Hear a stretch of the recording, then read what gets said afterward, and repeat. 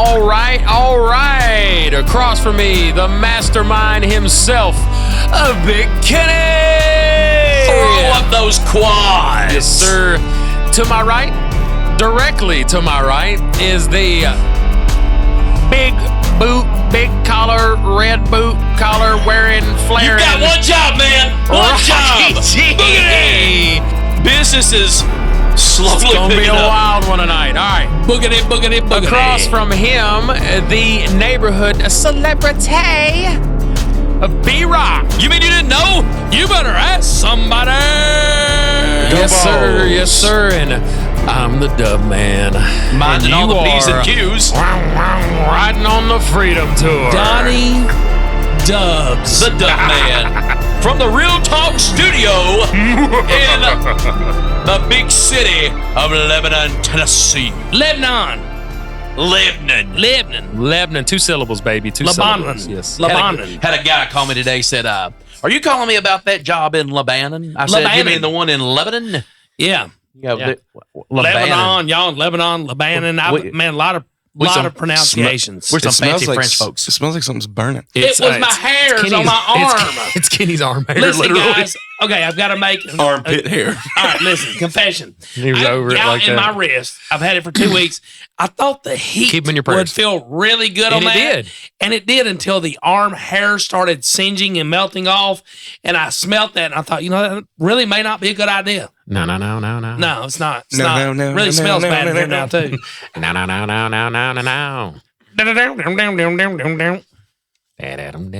You sure have a pretty mouth. Squeal like a Oh my pig. gosh, you just changed our rating, Rocky.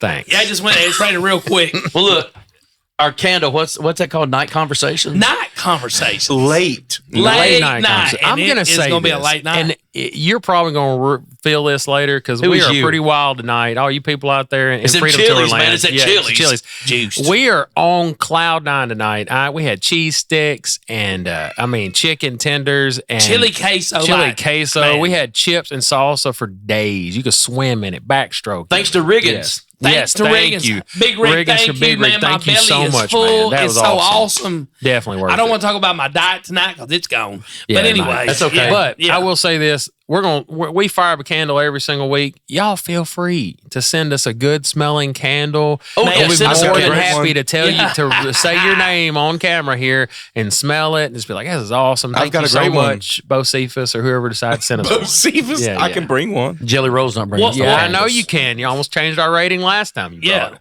it. Well, hey, so just I had to go on the YouTube channel and go, "Not for children." Yeah. hey, just so everybody knows, we did advertise that Colin Stow would be with us tonight. We did. Yes. Unfortunately, due to the fast approaching storms, Colin and his manager had to get on the road Yes, to yes. where they're headed, which they're is safety for them. They're on Yeah. their way to go on tour. They're fixing to go on tour, and But you they know, will I mean, be here at some point. Yes, He will if, be. if you've ever driven a bus or a van with a trailer or anything like that in really bad weather, Straight line it's- winds. No it's good. absolutely insane. It's very Yeah. dangerous, and plus he's the real deal. He's actually a true country boy. He's got some livestock and things he needs to get a hold of back He's in not like Mississippi. George so he's Strait. on his Yeah. way. That Come on, man. Not right now. if I will. if Look, my wife hears most this, unpopular opinion. she don't get I on think Yelp. George Strait is a fake cowboy. What? What? He is not no fake cowboy. Dude. He is that's his persona. That is his No, persona. I don't think he's the real no. deal. I'm sorry. If I tell you what, if he wasn't, Hit me gonna with be- a he pen, has and I got so don't much care. money, he And can be my as cowboy as he wants to be. And my persona is I'm a pastor. No, I actually am. He's actually a cowboy. I don't think he is, man. I saw him one time with the sunglasses and Bermuda shorts on. I'm like, nope, I don't buy it. Okay, that doesn't mean he's not a cowboy. Cowboys don't wear that. Cowboys, Okay, next. We're not. It's you- okay. talk You to may, the hands. you Look, may have come on. feasibly Wrecked our dive-bombed show. our rating. Do you know how I many like- George Strait fans listen to this? Okay. I mean, George Strait himself is an avid listener. I don't. Him and Jelly Like, Roll I are don't sitting like around right George now Strait. listening to this show. George Strait is giving us the question from the audience tonight. Yeah. Who is Rocky G? The real Rocky G. No, that's what he wants to know. He said, I want to know the real Rocky G, not the fake Rocky G. Yeah, look, I want to know not the persona Rocky G puts on, but he wants to. Yeah, got him. He wants the real rock and roll. I am several million albums behind George Strait. Listen, we promise we did not drink anything at Chili's. It was water and lemonade. Every time we go eat prior to coming in here, we're jacked. We're jacked, yes. man. It's like we got in the sugar jar. But that's a true testament on you don't need drugs and alcohol, kids. Amen. You just need Jesus and a bunch of boys around you having a good time in the name of Jesus. That's right. Amen. I'm high on Mucinex. Mucinex. I think it was out on Mucinex. Is it yours? Not even. This is Mucinex. Did we not talk about that? The devil trees have showed their what? Not your Cinex, not my Cinex, it's Mucinex.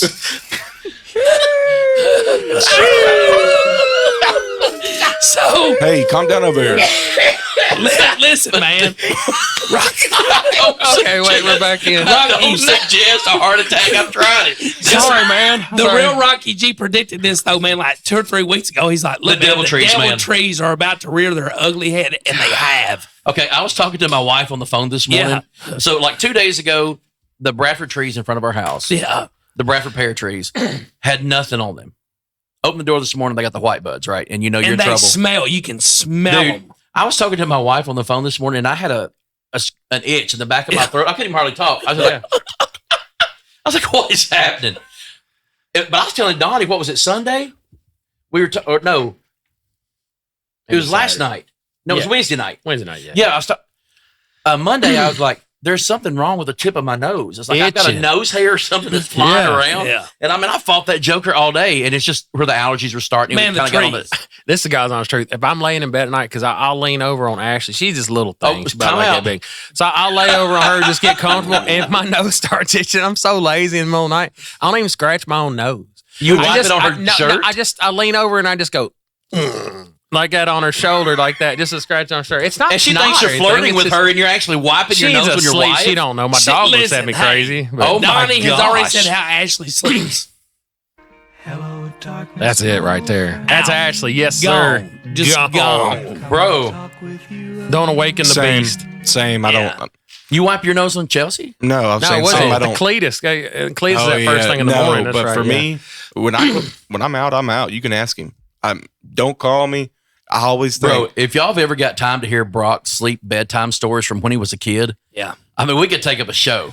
It's some pretty funny stuff. But anyway, Cannon sleep walks. Yeah, Brock, he doesn't do as much now, but he did. I sleep talk a lot. Yeah. Oh, I can have full blown conversations with him. I know he gets up and looks at me, and he looks like he is just on drugs. But I know he's like he's in the world of sleep, but he's awake. The world of sleep. His eyes are really open and they're red and bloodshot, and he's like, and he just says crazy stuff, and I know he's asleep, so I'm like, hey, you're not remember nothing I'm saying right now. Let's get with it. As a parent, do you ever feel like that you at one point you thought you might have broke your child? I broke mine several times. Dude,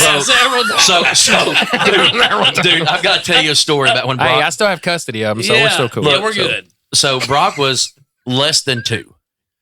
I'm thinking more like about 14 months. Okay. And he was at home with me for the summer. I worked a job where I was not a good idea. It was a great idea. I'm a great dad.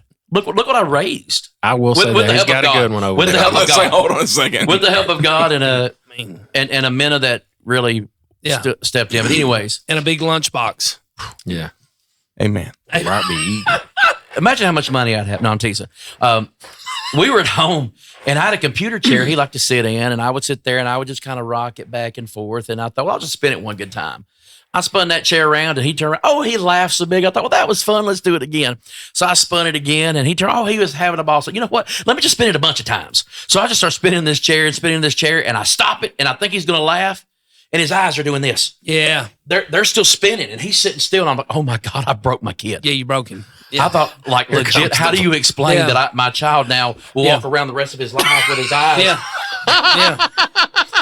And I prayed that I got close to Jesus quick. Yeah. And I was like, oh God, Oh God, and I'm putting hands in the name of Jesus. I mean, I'm full on Pentecostal now. Yeah. In the name of Jesus, heal this baby. And I'm repenting at the same time. And his eyes stopped doing it. I thought, okay, I will never do that again. And so that scared me. I thought I broke him. But Rocky's mind works weird though, or mine's weird, either one. Because he said, he was less than 2. He was like 14 months. Me, I'd be like he was a little over 1. He was kind of less, maybe than 2. closer to 14. This was last week. Yeah. Like Brock was like 240 months old. Yeah, I mean the number thing, man, just throws you for a loop. Have you ever noticed that? When do parents stop doing that? Right? Oh, my kid, he's 13 months. Oh, he's 18 months. Oh, he's 53 months. So when do you stop? You start at 3? Is it 2 years old? Is that when you start that? My dad, I was 13, he's 25. I was 13 years old for like 4 years. My dad went in there. It's my son Kenny. He's 13. I was like, I'm driving. There's no way I'm 13 years You're old. advanced. I'm like 18, Dad. He's like, you've had that many birthdays? Of course, he was drunk a lot, so he didn't know, man. I don't know. But Should I was just roll 13. with it. Yeah. Got the buffet for half price. Yes, Dad, I'm Yeah. 13. Yeah. Give me that Shoney's buffet for half price. Look, he's got an excuse.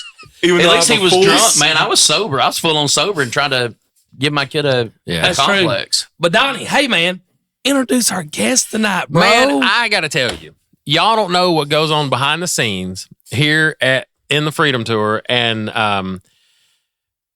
this man that we're fixing to introduce is what makes us week to week who we are, who's sounding who the best that we possibly can. He takes so much stress off of us and makes us feel better because of our lack of intelligence. And You are never getting mozzarella. He takes a lot of the stress off. He takes the stress off. Man, I'm gonna tell you what. Hey, Chili's, get the cheese sticks. Was it the hot Nashville cheese sticks? I didn't get them No, because no, I it didn't was want to be just- hot They Nashville looked later hot, though. It was Yeah, it was so good. They had Oh a my tent gosh, dude. like they were hot. They have them like Yeah. that, but I didn't get those. I just got the regular ones. Man, I'm talking about, it's a real cheese stick where you pull it. And By it's the like way, I what was hand it our to Rocky. waitress's name? What was her name? She's coming to church Sunday. Yes, Sweet young lady took great care of us, man. Their service was Unbelievable. Unbelievable. Yeah. They were like team working in that place today, Yeah. and they One did of a the great servers job. even brought her kid over and introduced her kid It to was us. so Yes. awesome. Yeah, great fellowship time tonight. I mean, for they had sure. 3 or 4 people bringing our food out. Everybody, and our drinks never got any. I mean, I'm being very legit when I Yeah. say I've been to Chili's a few times, a couple years ago, and I kind of stopped going for a little bit because it was so bad. But they were on time tonight. It was They on did wonderful. point. Yes, It was on point. But anyways, this one person I'm fixing to introduce, I mean, he keeps everything sounding good every week. He keeps our YouTube page looking good. Everything top quality. It's really not us. It's really him that keeps us sounding good week to week, and he's been an absolute blessing. We just show up. And we just show up, really. Bingo. And honestly, he's not just the background engineer guy. He is a dear friend of ours. And Absolutely. he is an absolute blessing just to be around. He's a godsend in so many different ways. Tonight, we want to introduce Eddie. The plan, boss. Eddie DePlan DePool. His name is DePlan. Eddie DePool. Eddie DePlan DePool. Yeah! Hey, honestly, real quick, because we're wired tonight, we're doing real good. Everybody just give a few DePlanes. Ready? 1. The plan. The plan, boss. The plan, boss. Eddie, the plan. The plan. And And they'll you'll understand find out a little more about that later. They'll Yeah, understand yeah. that. Yeah. And before you say something real quick, if you guys like our intro music, our outro music, that's Eddie. I It's mean, Eddie. When we say intro, outro, he didn't go on a website and buy something or anything like that. I mean, It's a he's creation of literally his brain. He's literally classically trained. You'll find out a little more about that. And he's so talented that really something that would take us a really long time takes him a very short period of time and is next to nothing for him. But what we use for our intro and our outro is actually an original. It belongs to us, created by him, and it's amazing. And It's those really weird good job. gyrations we do while the music's playing mean nothing. What he was doing, he was showing you how he made it. Yeah. Yeah, he actually did it. That was literally what I was doing. I was in there smacking the whammy bar. Yeah. Like, Yeah. when you hear that, wow, wow, Yeah. wow, that's what that is. You know what? I didn't even think about that because every episode I wiggle stick? always go wow wow wow like that. But when you did it, my brain didn't even Yeah. think for a split second that you really. Eddie is at the Did house that. smacking Yeah. the whammy He bar. was literally. I literally Whammy. am taking the back side of my hand and going, That's pretty awesome. Air Yeah. whammy. yeah. That's pretty cool. Yeah, but it's good to have Eddie with us tonight. Yes. He was classically trained. Him and Mozart, they were together. And He's Mozart's first cousin. Mozart first cousin. Yeah. And if Eddie Around looks, the block a long time. and if you have, and It's if been Eddie looks- and if Eddie- 845 years since. No. and if It's Eddie been a looks- long time since my piano was made. He's went from cat guts to. if he looks familiar though, some of you guys have watched our videos from the music that we The Go did. Tell The Go service To we did on Crusade. Saturday. yeah. Eddie was on lead guitar for us. That video's got over 600 views. Dude, So It was some of awesome. you have seen this guy. So Definitely this is, not because of me. It's not because of me. it's awesome. Well, I mean it was a team. It was a great day. We It had was a a really very Yeah, good it's a day. lot of fun. We really, I thoroughly enjoy. It's one thing I've always loved about you, and It's the Mesa we've Boogie. both grown spiritually and everything over the years. I've known you a Yeah. very long time, and one thing It has been a while. How long has it been? It's been a very long time. I was gonna say, it's had to be at least we were 12, 13 Cannon years. was. I mean, I was longer than And that. I Donnie was think. I don't know, clean shaven. Cannon was young. Yeah. Donnie had Yeah. just peach fuzz. Yeah, I didn't have. Well, no, I had a goat or something. I think A long goat? hair. I did have long hair and a goat. Yeah. So, but Yeah. Does, but it's goat you're, short it's for you're the goatee? real deal. And you know, as we get a little older, we realize the real deal is so important. Mhm. I get tired of the fake. I get tired of the things that stress me out. And to have my circle of trust contain people that are the real deal, and it just makes life go easier for you spiritually and everything else. Yeah, I couldn't agree more. So, If you keep that circle small and tight, Yeah. you know, that's for real though. It is for real. And what's hard is, man, like I tell Melanie all the time, my circle a lot of times is just a C. Man, it doesn't even make a whole circle, you know, because there's just not many people you can trust or hang out with or who has your best intentions. Yeah. A lot of people are looking for angles or different ways. And one thing I'm going to say about Eddie is this, and I'm just going to go ahead and tell it, and he probably wouldn't want me to do this. But like I said, I've been suffering with gout. And you know, this what kind of guy this guy is, man. He walks in tonight and they pray over him. Man, we're not just up here just cutting up and having a good time. I mean, we minister together. We love on each other. I mean, we do the things that real Christian men Yeah. are Right. supposed to do. With no strings attached. With no strings attached, That's it man. right there. I mean, other than he is going to take me on an airplane when I lose enough weight. But anyways, you know, he's taking all three of us up at the same time. So we're going to have a big plane. I might have to get a different plane for that. What are you trying to say? De plane. What are you trying to say, de The plane? plane, boss. I'm the trying plane. to say the planes I fly don't have a whole lot of weight limit, so, like so capacity. well, to if you them. bring four Is of that a fat us, joke? we can balance it out. Big ones on each side. Yeah. The big like, ones. no, the That way big don't ones. fly sideways. no. Yeah. It just don't fly at Just- all. Eddie It don't fly at all. Eddie said it's not a fat joke. I'm just reading the labels. It says I cannot do It this. says y'all will make my airplane a hovercraft. Yeah. Yeah. Well, you gotta with Skis. the plane. This is trying not to get The plane. dorky here, but With the plane. when you have an airplane, one of the things you have to do is weight and balance, and Yeah. it's partly for CG, partly to make sure you don't stress the airframe, especially if you get into really aggressive winds or anything. But the fuel is part of that weight. Yeah. And so, your useful load is how much weight you can put on it, and you just can't Funny- Yeah. slap a bunch of It's weight in Funny there. story. Talking about the fuel and the weight. I was in college and I was in the scholarship choir, and we were a very tight knit group. We traveled to New York, Washington, D.C. We sang together all over the place. And there was one guy in our group that I guess you would call him the outcast. He was just not particularly liked for whatever reason, right? Yeah, I mean, there's always, it happens. I was that guy. No, what? Yeah. Oh, okay, well, I don't see it that way. I think Two you're pretty nerds cool are dude. running around with a classical guitar in a world of Metallica fans. Well, we like you here, so you've grown into a group. But Yeah. So one night we were practicing for our musical, and it had gotten late, and he wanted a ride home. And my buddy told him he didn't have enough gas in his truck, and it was on the way to his house. He didn't have enough gas in his truck to carry him home. Oh my gosh. It's pretty rough, man. It's pretty rough. So I've got a question, Eddie, because like I said, I want to make sure everybody follows what we're, tracking what we're putting down. Of course. CG, is that like cargo gross weight or what CG? CG, center of gravity. There we go. We got it. Because I didn't That know. makes so much sense when he says it. Yeah, I was like, what? Is that Cherry Garcia? Yeah, that's what I thought. I mean, Cherry that's kind of what I was Garcia. thinking. I mean, I thought That's Jerry's See, cousin. Yeah. Yeah, Cherry's Garcia. My bad. Center of Yeah. gravity. Got it. So you don't want the plane flying this way then? Well, it's more about recovering it if it stalls or anything. If the CG's too far We to the back, it definitely won't. want you to can't Oh, recover. yeah, I we got that. definitely want to recover it. No doubt. Always a Well, especially with all that. I mean, jokes aside, I mean, you've seen the aircraft problems that we're having, not just in our country, but all over the world right now. It just seems uncanny that and all I of this think seems part to of be that- happening. I think probably At part the of that same time. is Well, the is- interesting- It's just more. Everybody's zeroed in on it now. I think that some Yeah. of these things were probably happening a little bit, but it's as with anything. First time one thing happens, and all of a sudden it's news all over, and as soon as it happens, they won't throw it I up, call so. it the Need for Speed Hot Pursuit syndrome.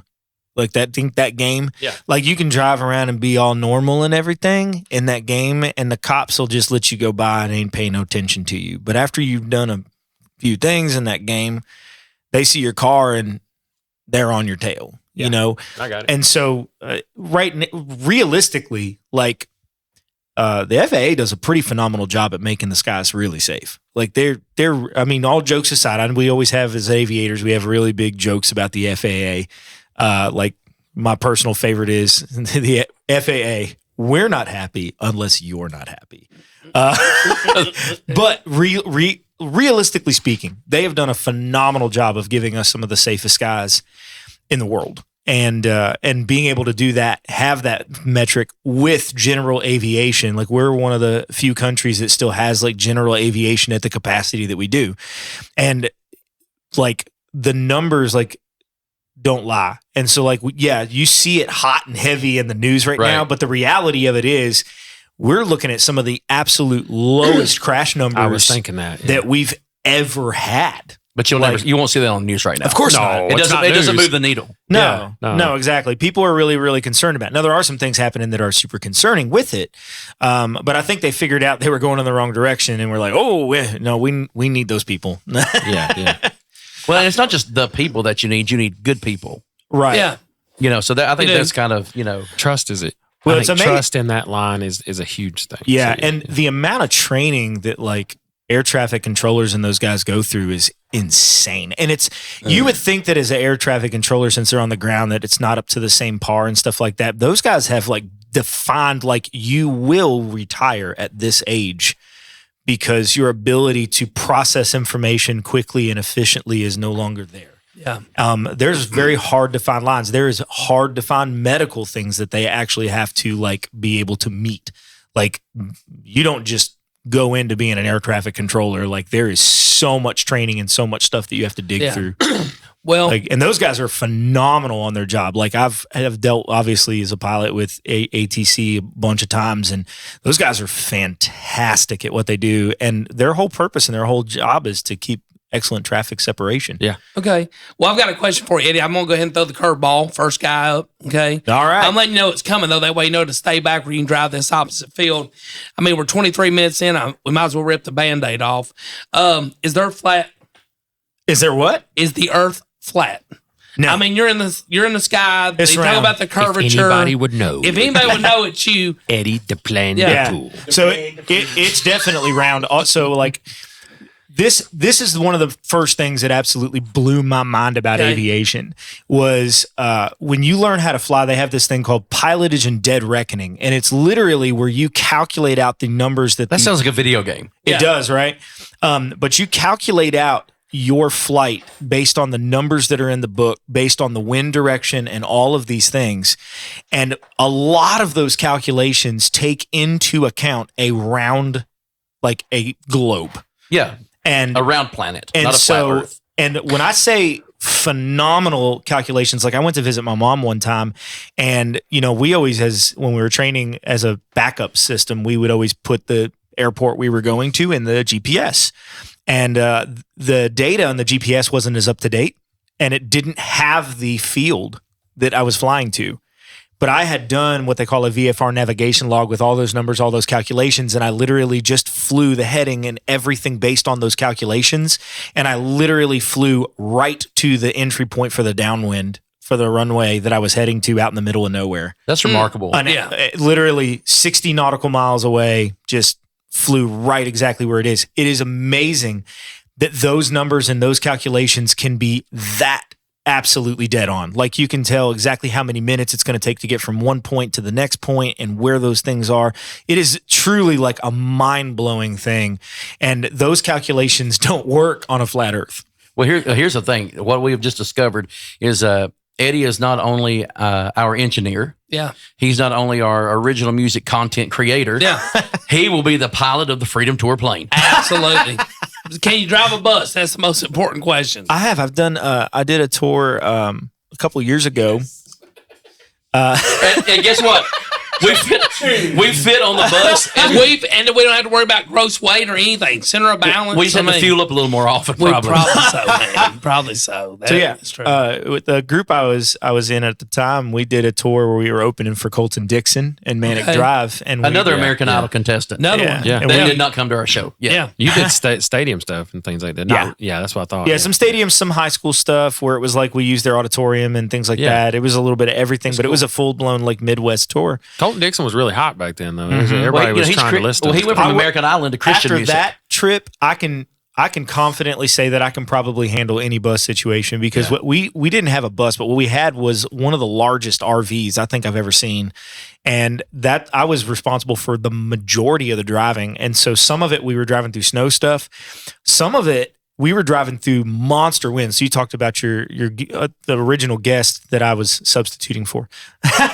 You were going to be here anyways. We just happened to be close tonight, We just shuffled we the gave him weeks a around. mind. But basically, the winds in that are bananas. Like we were at one point, we were traveling down the road and we're all on seatbelts, and I have the steering wheel turned to the right, and this whole thing is going down the road like this, like just. You can feel the entire thing pitching sideways because of the winds. And eventually it got to a point where I said, I don't think this is safe. And we got off and I pitched it straight into the wind in a parking lot. And we just stayed there until those winds chilled out quite a bit. But the craziest thing on that whole entire drive was we were coming through Texas, and apparently they'd gotten a rainstorm and we didn't realize it. It was too as bad as it was. And so we're coming back. We've got Colton Dixon and all these guys on the bus. And we've got, not only do we have this RV, but we've got like a 12-foot full-size covered trailer with us too, with everybody's equipment in it. Yeah. And I'm driving down the road. It's like 1 o'clock in the morning or 2 o'clock in the morning. And we're coming up this road, leaving Andrews, Texas on our way back. And all of a sudden I noticed the road disappeared and the lake had flooded out into the road. But I managed, there was a fence line there, and I followed the fence line and looked at these other things and managed to get us all the way through it. But it was, I'm telling you, it was a wild experience. You talking about Jesus take the wheel, man. Yeah, there was, but there was no turning it around because it was single lane roads, and you had water over here with a fence over here. And you're talking about I think that thing was like, with the trailer, I think we were pushing over 55 feet in length. Well, it was massive. Well, you know what? I think he just completed the interview for our driver, and he's hired. Hey, he's hired. We're going to end that round right there. Eddie, you're hired. Man, I've known you for a really long time, since my kids were real little, and you're actually the reason that I ever even attempted to start playing bass. You remember? Yeah, you jumped in to fill in for Dave. I had no idea how to play bass, but I'd been a drummer for years. Like I said, he needed a bass player, and I literally had no idea what anything was on the neck, and he taught me how to play tabs. And I was playing venues. We played some pretty good sized places, and I was playing with a little light over the music stand, going second fret. I had no idea what I was playing. I said, "What?" He said, "Doesn't matter. Just play with the." Wow. Then we were playing rock. I mean, it was like pretty detailed stuff, but I mean, that's where I really got to meet you and got to know you and Chrissy, and y'all are always just really amazing. And you know, your wife's amazing. She's just an awesome person. Yeah, too. she's incredible. And I really got to know her. You heart. better say that. No, I mean, No, legit, she genuinely she really is. is. She's She just really really is a sweet incredible. person. She super is. And but I mean, over the years, like I said, I've gotten to know you really well.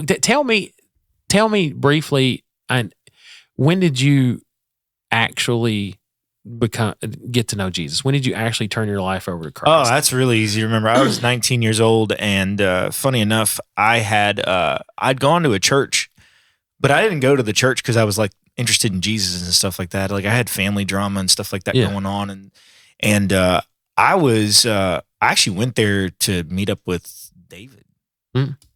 and that's what I had done. And I went in there, and it was almost like the youth pastor at the time, which I don't know why I was in the youth thing because I was like 19. I think I went there because that's where he was. And it was almost like I walked in and he was like, all right, issues at home. And he was just like reading the mail. And I was like, who have you been talking to?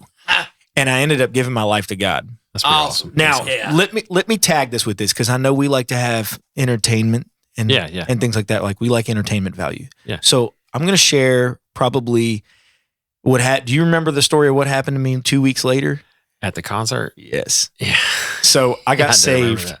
I got saved, and I had some people that I had hung out with lightly at high school, really. And How old were you again? I was 19. Okay, and I'll ask this real quick so they kind of preface this. How long had you been playing electric guitar at this time? Electric guitar? Yeah, yeah. Probably about 2 years. Okay, all right. Yeah. Please do not let me forget a question. Okay, go ahead. All right. Don't forget a question. Oh, I got it. So what happens is they find out that I got saved and gave my life to Jesus, and they were like, hey, come on, man, come and join our group. Like, we would love to have you play with us and everything. Now, keep in mind, I just got saved. I know nothing. And the church also didn't tell me nothing when I gave my life to God. Yeah, They were like, not much you're discipleship. saved. There was zero. Yeah. Like, it was like, celebration. Have a great day. And so, like, it was real interesting. So anyways, I get invited to join this group, and like a week after I got invited to join it, we went and played our first show. And I, at the time, had been playing in a Korn cover band. And so I was used to people jumping all over the place and getting really excited. And Now, that's, here I am. and that's corn with a K Corn and a with a K. backwards R. Yeah. That's sick. Yeah. Corn with a K, Yeah. Yeah. And so like I'm up there jumping around, and I'm just going to town and everything. And I'm used to people doing the same thing. And this youth group is like being told to sit down, and they've got like their hand on their lap, and they're just sitting in their chairs. And I'm like jumping all over the place, and I'm on fire for God. You know how it is when you first got saved? yeah. Like you just like Super, you're just yes, like yes. lit, and like whatever you are that much more intense about it, right? So like they made the mistake of giving me a microphone. And and so what happens is after about the third song, I got angry. I was like, I cannot believe that we're in here for Jesus, and these people are sitting here like this is the most awful person on the planet, and they can't believe they're wasting their time here. And I got so upset, and I grabbed that microphone after the third song, and I said, are y'all ready to effing rock? Then get the F up for Jesus. He did. And He straight did. what I was expecting in response to that was, woo! And what the reaction I got was, and I was like, huh. What did I do? He wasn't even sure. He was just, he was just like, That was such Yeah. a weird reaction. When I did the end of this didn't go exactly Yeah. like I thought it was going to go. So That's not speaking in tongues. Question. Buddy. Question. That's an unknown language. It ain't tongues. Let's take up a love offering now. Yeah. And then that's Yeah. the time. So it was after the show that our bass player like had a conversation with the pastor, and he was like, he knows he can't do that, right? And he was like, actually, he just got saved. He's like, and I'm not really sure that anybody had that conversation with him. And he goes, I'm gonna be honest with you. He goes, I don't know. He goes, I'll talk to him when we leave. And I find this out later, of course. So we get in the van, and they're like, we're all waving by and everything. And we get in the van, and we're driving back, and he goes, so. Sorry. so, are you sitting down? he's like, so. He goes, I don't know if anybody's had this conversation with you. And I appreciate the energy. Yeah. He goes, so generally, he goes, Christians don't normally under circumstances get on the stage and use words like the F word. He still talks about Like this to you this day. did? No way. he doesn't. And I was like, what are you trying to say? He was like, well, we don't really cuss. And I was like, oh my gosh, turn the car around. We went back there, and I met that pastor as he was about to leave. And I was like, I am so sorry. I was like, I did not know.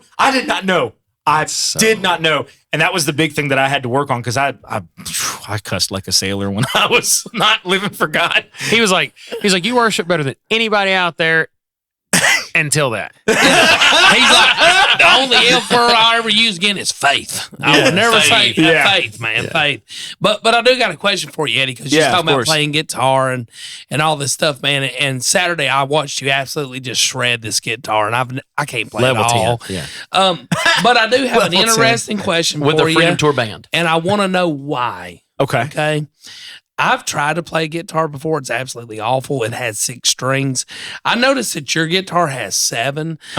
Is that because 6 strings is just not challenging enough for you, or what's the situation there? Can you get another octave, another level? That's actually a really 6 good is so question. boring. So it's a 3-part answer to that. Okay. So the first thing is that my entire upbringing in music, I started playing guitar when I was 6. Okay. All right. And at 6 years old, I was, I just learned some basic chords and things like that. But when I was 10, I got really, really obsessed with classical guitar. Like I had listened to some CDs like John Williams, not the composer. Like there's actually a guitar player that is like, he's like a machine. He's so incredible.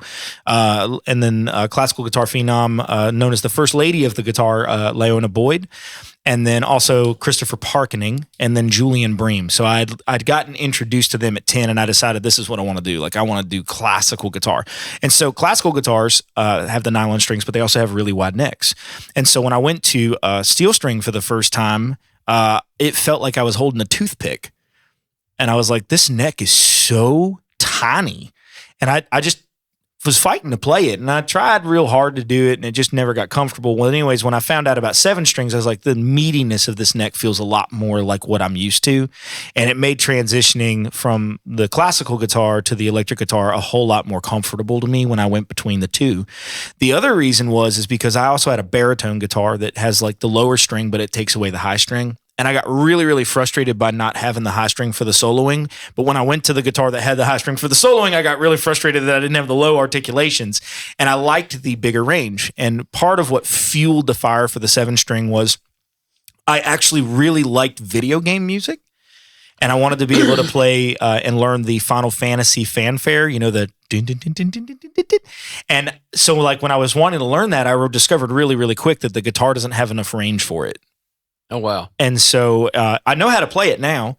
And when you play it, literally the lowest fret that you play is the first fret on string 7, and the highest note that you play is literally fret 24 on the highest string. It utilizes every shred because it's just such a big move. And so that was one of the things that fueled me, is having that additional range. And theoretically, that is what a 7 string is, or an 8 string or a 9 string is called, is an extended range instrument. And then the other reason is because I just really was obsessed with a big fat sounding A minor chord. And so having that extra string on the bottom allowed me to have those bigger sounding chords and able to get more voicings and stuff like that. So that was all the reasons why I went to the 7 string. I've been called a fat A before, but never a minor. Now, I was a minor the first time I was called one. Your current guitar of choice right now is what? John Petrucci Ernie Ball Music Man BFR model. How's it set up? What's it doing? Never heard of it. Is that the 7 string? Yeah. Yeah. So Is that the one you had Saturday? yeah. So Can they you make get a that at 6 string. Sam Ash? I actually Sam did. Ash isn't I open got anymore, it. I but got yeah. it used at Sam Ash. Okay. Okay. So they make a 6 string and a 7 string model. And so the reason I use that is because I am kind of the odd duck when it comes to guitar players. Most guitar players are like, ooh, got new guitar. And then like a week later, they're like, this one looks nice. Yeah. And they're like, you go into their house and there's like 15 of the almost My dad's exact got same 14, guitar. yeah. Yeah, exactly. Yeah. Me, I am that guy. I'm very big on muscle memory, and I like to just have one instrument. End of story. And so like I've played that guitar that you guys saw me using for the last 10 years. And that is the only electric guitar I've had in my hand for those 10 years. And so because I'm like that, it also means that I demand that my guitars have a lot of versatility. Now, what's funny is I actually was going to have a luthier build me a guitar that accomplished all this. And then I realized that the John Petrucci Music Man, we were inadvertently, before I knew about that guitar, we were basically plagiarizing it. just by fixing some of the things that I had problems with other guitars. And so that guitar can do, all of your heavy, hard hitting, shreddy sounding stuff. It's got a really big, glassy, fat sounding, neck pickup, but it's got a really articulate bridge pickup. Yeah. And then the two of them together work really good too. You get In a case little you bit don't of know, both. the bridge pickup is towards the bottom of the guitar, towards the bottom of the body. Toward and the the bridge, neck pickup is at, well, if they don't even know what a bridge is, I'm just pointing. The neck pickup is towards the towards fretboard. where the neck is, or where Yeah. the fret comes down. So, yeah. Well, but it to me, also it has sounds an very acoustic similar. guitar in it. yeah, yeah. Oh wow! So it sounds And- very similar to anybody's tools of the trade, right? I mean, Yeah, exactly. Like a baseball player has a certain bat that they like, and they get used to the way that bat Yeah. feels, and that's what they want. Yeah, exactly. A drummer has a certain kind of stick. You don't just play with any set of sticks. You get these Yeah. are my sticks. I'll So say it's this. like this is my guitar. I'll say this too. I mean, I'm a musician also. I play a Music Man. My bass. I'm the is one a- that pointed you into that direction. Yeah, to get that. man, it's just playing those. And we all live in or around Nashville. We've been here a long time. We all hang around musicians, and we do. Kind of the Nashville way is either Fender or Gibson. So the fact that anyone branches off of Fender or Gibson, although I will say, I'm seeing a lot of people playing a lot of different things now, but generally they're just copies of Fenders or Gibson, and they're just boutiques. So, but the break off to the Music Man guitar is pretty neat too. I think it's cool. Yeah. You're not kind of sticking with the norm. Although nothing wrong with. I've got two Telecasters. Yeah. and I've got I've got a Les The Paul. normal stuff, so things that people use, like the Stratocasters and Telecasters Yeah, and they're Gibson great. Les Pauls and all the things, they're fine if that's Yeah. what fits, what like floats I your will boat. say that the fit and finish and build quality from the factory without doing anything else to it on my Music Man was unsurpassed. And that's what you Yeah. I know we're talking a lot about music instruments and things, but it's just kind of cool to break it. You actually played what you wanted to play kind of instead of what you felt like everybody else was doing. Yeah. So I'm definitely not was where that I'm guy getting that at, follows the thing. I Well, mean, yeah. playing in a worship team, everybody on worship teams has Telecasters or Stratocasters, Yeah. or they have like, the Christian version of it, like a Veritas. I think that's what it's called. Yeah. Sozo was a big one Yeah. for a while. And We were sponsored by Sozo for a little bit. Yeah. So they have like there's things that you see everyone use, the Gretches and things like that. And I've just never been that guy. I'm like, I've got like a sound This and a is vibe. my- It's something I connect Yeah. with and I feel. And your guitar's crazy versatile because you were breaking out with some telly licks the other day, Yeah. some country, real country he did, sounding he licks. did, and he stuff. did the Yeah. acoustic. He did Yeah. the acoustic for us. Yeah, you did. Prior to us. But I mean, he was getting twang Yeah. out of this 7-string. So if you take Yeah. the tone pot and pull it up on this thing and flip it into the middle position, it'll potentiometer. It'll Yeah, that what makes it I know more does sense. exactly is what you're talking about now. it'll switch to the two inside coils running in a parallel mode, and that's where it gets that glassy, almost Telecaster type sound out of it. I feel like I'm the lady at the front of the Snoop Dogg concert. That's like, I don't know why. But when translating for all the ASL. yeah, listen, man, I don't know why, but when I Yeah, look yeah. at when I look at Eddie and talk to Eddie, I just see him in like a Deadpool costume with a double neck guitar that's got like 12 strings, and he's just like shredding this thing because it's easy to him. Have you ever played a double neck guitar? Yeah, I have. I mean, I've actually they played. complicated. Literally, all it is instead of like you could have a 12-string guitar that's sitting, let's say, right here, right, and then you could have a 6-string electric guitar that's sitting right here, or you can put them both on the same guitar and then just use a switch You to just toggle switch it between back the and two forth, of them. yeah. That's all it is. I was not personally a fan of it because I strap really, really high. So a lot of guys you see them, like the guitar's down by their They're knees. down low, yeah. And I'm that dorky math rock dude that's got like the guitar like Is up that more here. of a classical? He messed me up with my Yeah, bass. big Same time. way my Yeah. bass. I'm like, way up here, and everybody's Yeah. like, why you play your bass up? I was like, that's comfortable. Because that's what Eddie told me. That's what Eddie Yeah. said. Well, What Eddie no, told me to do. But realistically, when you're playing it, I did not get tired. I was so comfortable, and everybody like these guys down low end up having issues. And see, that's something that people don't think about with Big time. drummers and things and guitar players. Is there's so many other health issues when you don't learn the right way and you don't train yourself the right way and you do things wrong. You end up having real bad tendonitis or arthritis and all Carpal this tunnel. other carpal tunnel and things. Yeah. Because these rock guys are bending their arms and doing these Yeah. things that aren't really meant for your body to do for extended periods of time. And They are crazy To look thing cool. is, as like Yeah. a guitar teacher, one one of the things that I've seen over the years is there are two reasons that people struggle to play guitar. Yeah. And this could very easily have been your issue when you tried to learn how to play.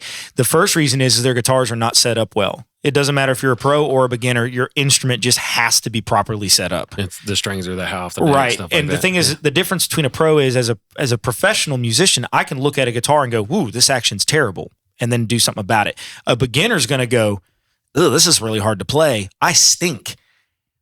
and they either put it And down then they put yeah, it down yeah. and they walk away from it. The other reason is because their technique is terrible, and proper technique is not a foundational thing that's really like expressed as very No, necessary not for very guitar. much. I rarely hear anybody talk about technique. But though. It's just how it's everyone does it. amazing how many people over the years I've been playing around and just even had I've just played with on a one-off thing, and they're like, "Oh man," and I'm like, "Is your wrist hurt?" And they're like, "Yeah." I'm like, "Raise your strap," and they're like, "What?" And they will. And by the end of the gig, they're like, "Man, I've never been able to move that fluidly in my life." And I'll say this: we're moving on a little bit. You're probably, I mean, man, you're just probably one of the best guitar players we've ever seen. And I played with you, and I'm like in your shadow on everything on stuff. But It blew my mind. You're super humble. But you know what's crazy is you are this rocker who can absolutely rock out. But to hear you play a classical guitar, Which we've heard. yes, Yeah. and we will have him back to do that at some point. To hear you play a classical guitar, it's just beautiful. Like That's where it my resonates musical with sweet spot is. That's what I was going to say. It resonates just your insides. I can't even explain it. Like when you start He playing, expresses himself. Yeah, and we're just looking, and we just look, and you can just close your eyes and every little note. And it's just a beautiful instrument too. And I think it doesn't get enough, around here. Well, we've especially, talked but- about singers, right? Performers that we you can feel. Yeah. What they're putting out there. Elvis always being one of our favorite examples, our weekly Elvis reference. Hey, that Had was, to get yeah. it in. Yeah, Yeah. man. It's Elvis Festival this Uh-huh. weekend. I'm a going. Anyways, you can feel that expression too coming out of the guitar or any true artist, Yeah. right? When they have their tool, their instrument, whatever that instrument is, what they connect to, you can feel that connection between a person and their instrument. Absolutely. Yeah, big And it time. comes out. Yeah, And- man. And I'll say this too, and all y'all are going to agree. I have played with so many guys over the years that were studio guys and everything.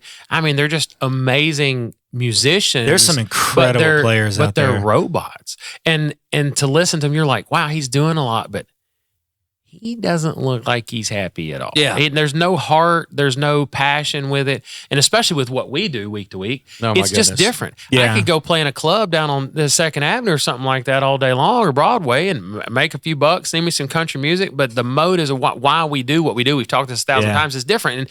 And you know that you're gifted and you know where your gift comes from, but you're passionate about it. And the weird thing is we've talked about this before. I'd rather have a guy who plays music with me that's not the best in the world, but has a great heart, but can still worship well. Yeah. But you kind of got the best. Like you're He can do actually both. a He's phenomenal musician. Plus, you know where it comes from. You know where your gifts come from, and you're so passionate about it. So it's kind of like, wow, you got kind of a little bit of everything. You know what I mean? Yeah. Well, I try to. One of the biggest things that I'm very, very And particular I know you're super about- humble, and we're throwing this on you because you're not the guy. Yeah, Who, I'm not the guy to you're, get You're probably a celebrated. little bit out of your comfort zone right now. I Yeah. can tell his head. He's like, oh golly, Yeah. ugh. I am that guy that at church, even though I am technically a worship pastor there, I am that guy that if you stick me in the corner and behind a curtain and let me play, I would be happier. Yeah.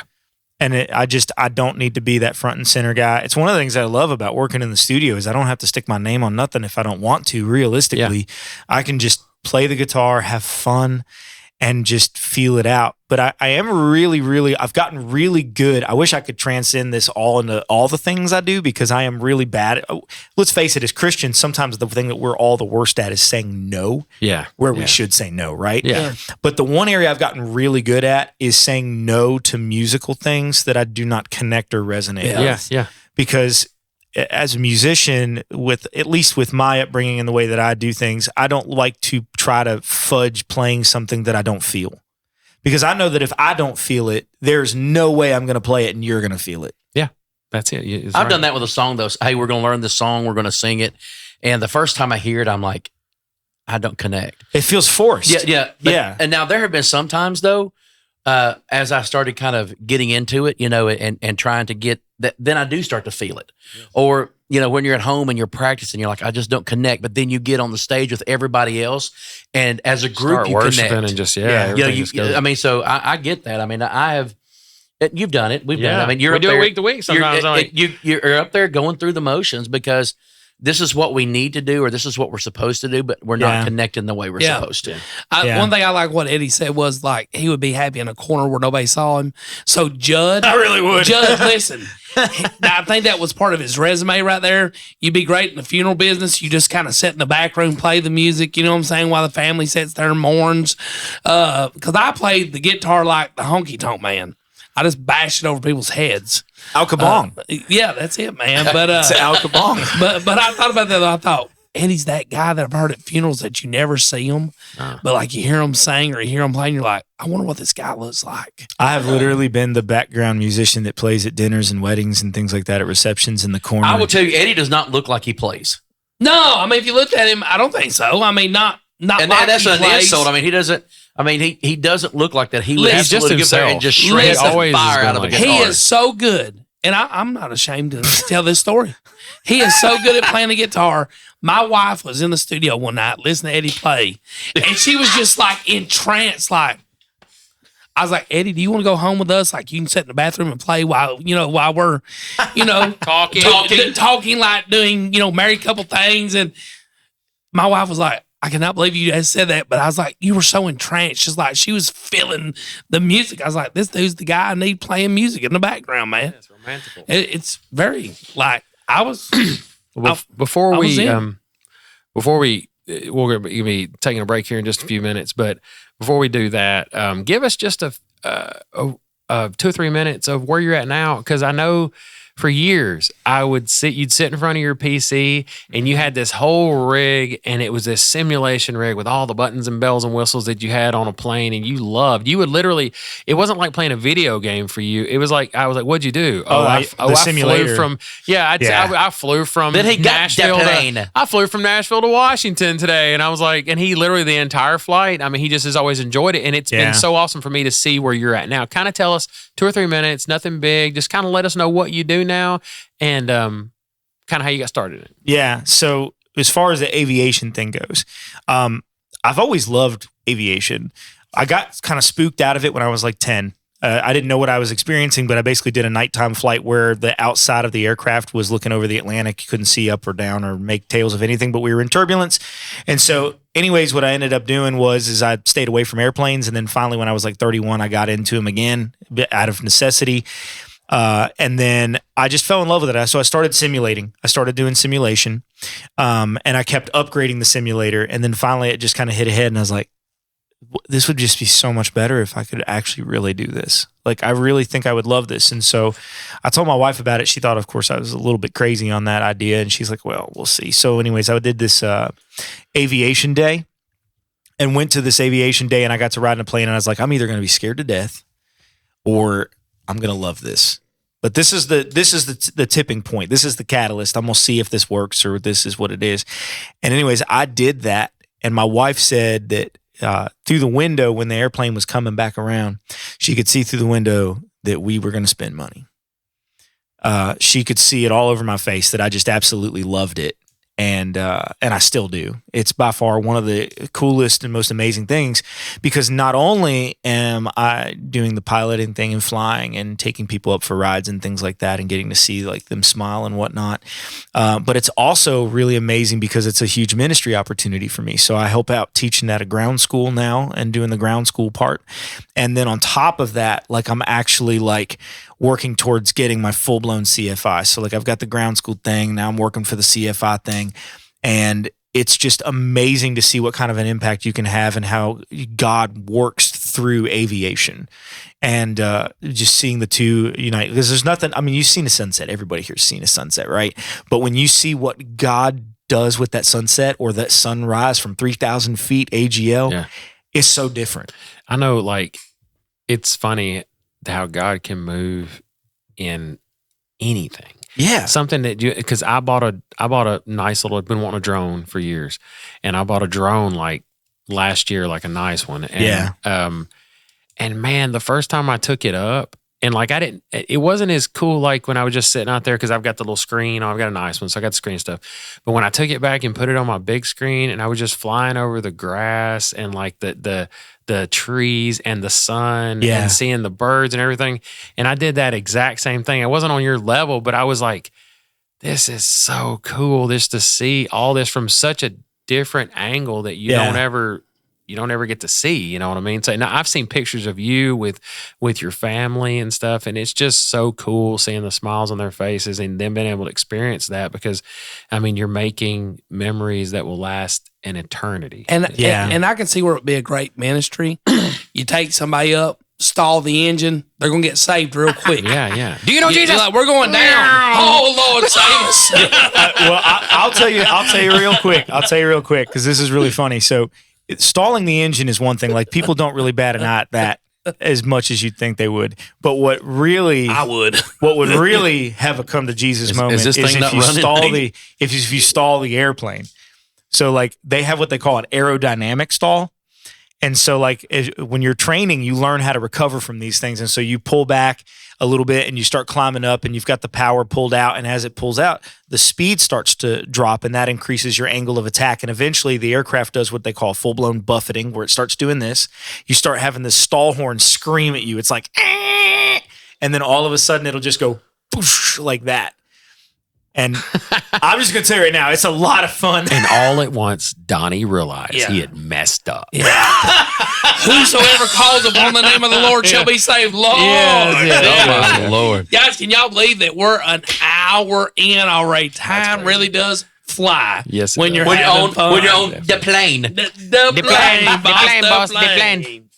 Well, I don't know about y'all, but I am super stoked. I really enjoyed getting to know a little bit more about Eddie tonight and the plane. And The plane, boss, the plane. a 7-string guitar. I'm left-handed. The dude is the most interesting person in the world. And so he very, very much. Yeah. And not, we haven't brought this up. He is my go-to weather guy. Absolutely. He's better than Leland or any of those people. He got the snow stuff. We were sitting, you remember a few months ago or a few weeks ago, all this snow. Eddie's like, well, I'm looking at the aviation stuff. And I'm like, okay. Yeah. And he was spot on. They were going for 10 inches. He's like, actually, I'm thinking 2 to 4, maybe 5 to 6, And like it was 4. I nerd out on the weather. Yeah. I've been a fan of weather forever, but aviation really empowered me to be able to really look at it and understand it pretty well. We can ask him a question in our we have a text thread we stay on, and we're asking a question, we're getting an answer, and it's very detailed. And but I wanted that detail though. I mean, when I asked him today, Eddie, because we're going to that Elvis festival tomorrow night. And I wanted to know, am I driving through a tornado to get there or just a heavy thunderstorm? So I wanted to know. But real quickly, left-handed, I had to teach myself how to play guitar. Mm-hmm. Nobody had a left-handed guitar. Did you learn lefty or righty? I took a right-handed guitar and I flipped it upside down and went Jimi Hendrix style. Okay, cool. Only crazy thing is you added a string, I took one away. Oh, so you go 5-string. I do a 5-string and I take away the highest one because it's hard to manipulate their finger placements. Raise your strap. Even raising... We need a T-shirt. Raise your strap. The plane says, "Raise your strap." Raise the strap. But it's weird playing these chords upside down. Yeah. So there are some manipulations there that aren't. So I'll tell you something natural. really funny. So I play a 7-string guitar, right? But whenever I'm doing like a worship set, if I have to do rhythm or something like that, and I switch it over to acoustic guitar, man, I cannot stand the sound of the high E string at all. So I actually take my pinky like this, and I actually rest it on that string and choke it out.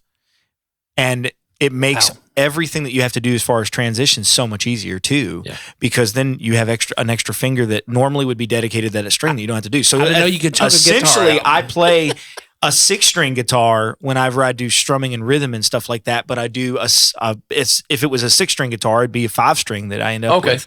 So cool. It's all about how you're how it applies to what you're doing. And so like if you needed it for whatever reason, then that's what you do. I learned something new tonight though. I did not know you could choke a guitar out. I didn't know. Yeah. You choke choke about anything out. You let it start breathing again, and then you're like, "Hey, you could choke just about anything out again." But every week, we get to know more about our guests. Yeah. And it's been really cool to have guests. Yeah. Absolutely. we just get to know people, get to connect people around the community, and get to really see, man, where God uses people in just an all walks of life, Yes. from all different directions in all different ways. There's not really putting God in a box is not a good thing. Well, Yeah, and so absolutely. they all share that same God thread, Yeah. and they also get to share in the 3 questions from the boys. Oh, So tonight yeah. we were hanging with snap. Eddie DePool tonight. And first off, I think Big Kenny over here's got the first question we're going to ask him. All Eddie, right. if you were not doing what you're doing now, what would you be doing? Oh, snap.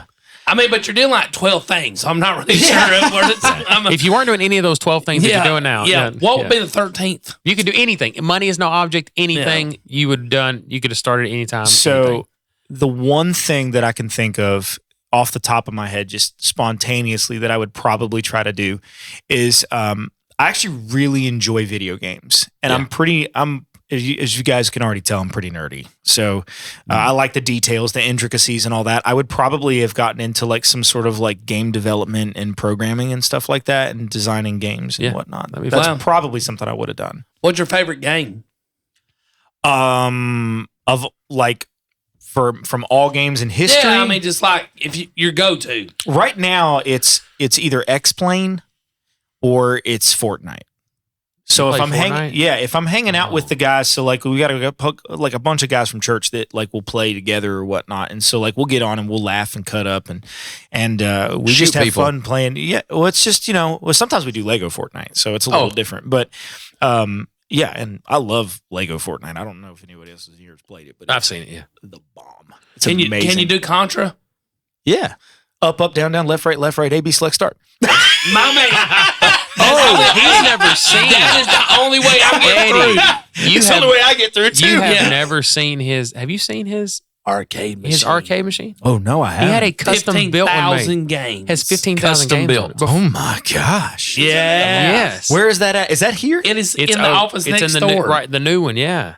Office next. Do you mean Yeah. the one in Lafayette? No, No, there's right one next right door. Like across the when I parking go lot. to do my paperwork, like I shut the door, I got tinted He had it windows. custom He may made. show it to you tonight if you're a really Yeah, man. good boy. We might have to do that. Yeah, sounds good to me. I've got all the old NES games and Super NES This has games got on my It's everything. got Android all that, phone. Everything all the on there. Segas, all the NESs, all the Ataris. It's got And it's got everything. That's the amazing. joysticks with it. It's a real arcade. And what is It's it like awesome. CP2 or CP3? I mean, there's like systems I've never even heard of. Yeah. A lot of cool games. Yeah. Yeah. So That's so question cool. two. Who's hitting that one? I guess I'll go.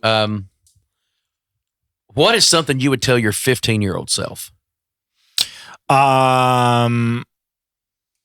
Oh, that is a good question.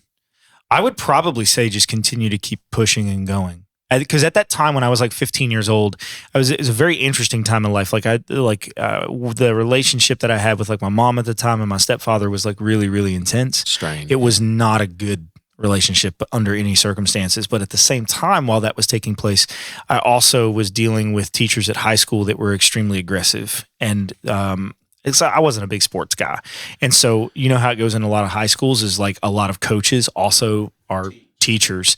And so like I was struggling with math because I had a horrible math teacher that would literally prop his feet up on the desk and just read the paper. And he would just put the assignment he wanted you to do on the board. He wouldn't ever teach.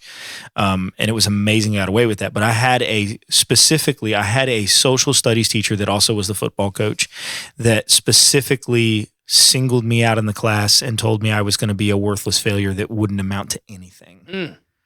And I had a guidance counselor that said it's his professional opinion and he's probably right. Because I didn't have specifically college ambition, because at the time I was literally about to start taking classical guitar lessons from a professor at the Shenandoah Conservatory of the Arts at his home a couple days out of the week. And so at that time, what that coach had said to me ended up being a very loud background voice to belittle my thought process for years and years to come. And where it finally shut up was when I was able to overcome math problem issues and dominated math and be able to pass my written FAA test with a 90%. And that told me right there, It's a really hard test. it's a phenomenal number to get. Like crazy, that's the number that if you get that, your DPE oral, they usually leave you alone and don't go too crazy on you if you get that score. Like, and so I was determined. I set the goal that I wanted to get a 90%, and I did.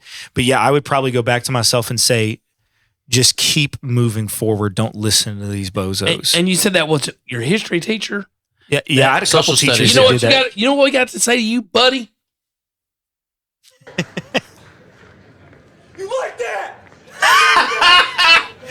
I was like, sounds like somebody walking. You were walking. You were It was you walking up to him walking to say back it. to the Yeah. classroom. You That walked was up it. to him to say that. Yeah. But that dude was bad. He literally grabbed tests I was in the middle of taking up from underneath me and ripped them up and Wow. just said, "You're not worth it." Yeah. I mean, he was Some people just aren't built for Buddy, this you stuff. suck, whoever you are. he was really bad. So question Yeah. three. If you had a chance to hop in the Freedom Tour time machine, as we always say, we have unlimited sweet tea and a push button reverse. If you had a chance to jump in the Freedom Tour time machine and go anywhere you want to go, anywhere. And we always preface this, avoid the obvious. We're not trying to go super spiritual or anything, and realize money is no object. You can go anywhere anywhere that you want to go in the time, past. any period of place. time. Anytime. You can go there and you can come back, but where would you go? This answer is actually a little easier to think of than I thought it would be. I would go back to probably the 60s or 70s, somewhere in that time frame, because I would want to see my grandfather play music back then. Yeah. He was a professional musician and toured with like Louis Armstrong and a lot of guys like that. So I would love to be able to go back to that point and see him actually do that stuff. And then I'd also love to be able to see some of the guitar players professionally that I was inspired by that Yeah, I there you never go. did get to. Yeah. Julian Bream is dead. I never got an opportunity to see him. John Williams he's pretty much retired. He lives in Australia. I don't think I'm going to be able to get to see him more than likely. The guy's pushing age and stuff like that now. But it would be amazing to go back and see these guys perform, because these guys, along with like Andre Segovia, they single-handedly put guitar on the map to where it is. Yeah. In fact, Segovia is the whole reason that guitar even became a mainstream instrument to begin with. His touring in the 1930s actually put guitar on the map. That's pretty cool. So- I figured you Yeah, were saying he- you'd go back to the 60s and 70s and beat your math teacher up when he was. Man, I was That's what I actually, thought you were Donnie. saying. No, this is a lot No. easier than I I thought. was yeah. actually Yeah. thinking the same thing. Eddie is so much better than me. Oh, yeah. I would have went back to history class with my 90% passing grade, and I'd have been like this to this guy. So the truth Then I is slapped him in the face. Stop hitting yourself. Stop hitting yourself. Stop hitting yourself. So the truth is, so like I was bullied a lot in school, and I even was punched a lot, and I never fought back. I was not that person. I'm not that kind of like person. The only other time I could think of to go back is I think it would be really cool to go pre-World War II era and go back and see Django Reinhardt in France of 1937, 1938. Dude was phenomenal. It would just be so Who was he? Django Reinhardt, Yeah. he invented a style of music with a guy named Stefano Grappelli okay. called hot jazz. And you'd probably recognize it heavily because of the Was that where Hot Yoga came from? No. Okay, just checking. But country music sound of the know what that 40s is. and 50s was heavily inspired Oh. and borrowed from what he did. So you ever hear that sound that's like Oh, yes. That's That's hot jazz? He invented that sound, but what was amazing about Django specifically is he had a hand injury. These two fingers right here were paralyzed and kind of jammed up from an injury, and you could see the back of his hand that it was jacked up. So he did all his insane voicing that most guitar players today have a hard time even playing with 4 fingers. He did it with 2 fingers like this. Yeah. And pioneered an entire sound. That's pretty cool. Changed the world with a busted up hand. Eddie is so smart because I really thought he said Lionheart, which was the Jean-Claude Van Damme movie. No, bad. Well, and when he said Django, I just thought I Django know. and Django. I knew that's where you were I wanna going. go back to when You had that look Yeah. of like, love that movie. Yeah, that movie's so good. What are you gonna do, man? You're gonna Django and Django. we want to take this time to take a breath, Donnie. Okay. Dub. You've got one job. You got one job, Dub man. One job. We should We wanna sample take- that. Yeah, can we get a sample of that? You've got one job. We want to take this time to acknowledge our sponsors. The Freedom Tour would not be where it was without the help of our community that listens to us week in and week out, and also our wonderful sponsors. Tonight, we want to start off with acknowledging Blackbeard Barbershop. Come on, give it up for Blackbeard. Show them what you got there on. Oh, I got my Blackbeard shirt on today. Yes.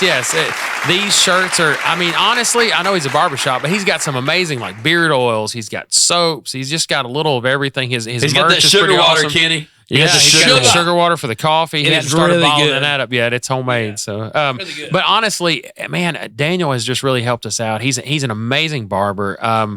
And you know, local business, support local business. And Right. here in Wilson County, we have some amazing local businesses. As the county grows, people are coming more and more into these counties, not just these big box stores. We've got some really cool, speaking of guitar, we've got a few really good guitar shops off the square, a pedal shop right off the square. And we now will that's all say they your deal with is name if pedals. you sponsor us. I've get some from there. Quite a bit. And they're super nice people. They have Big a great time. little store, and you really want to support those people. And sometimes, obviously, we got to do what we got to do, but I really feel like these people are worth it. But Blackbeard's the place to go. You need your haircut, your beard cut.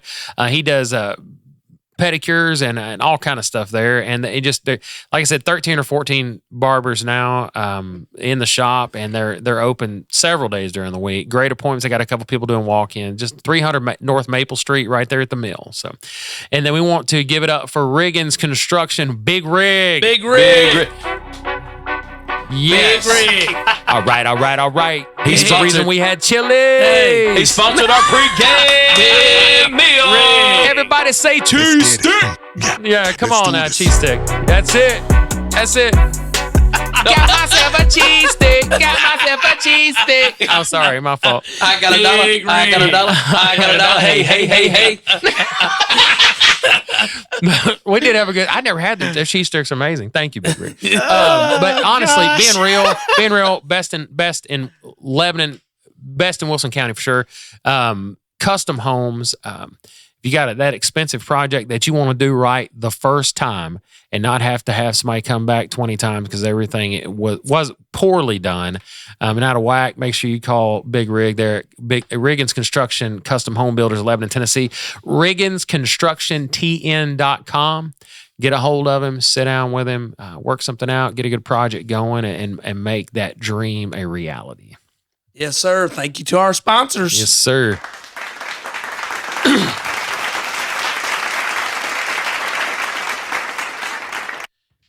All righty. Y'all ready to close? Oh, yeah.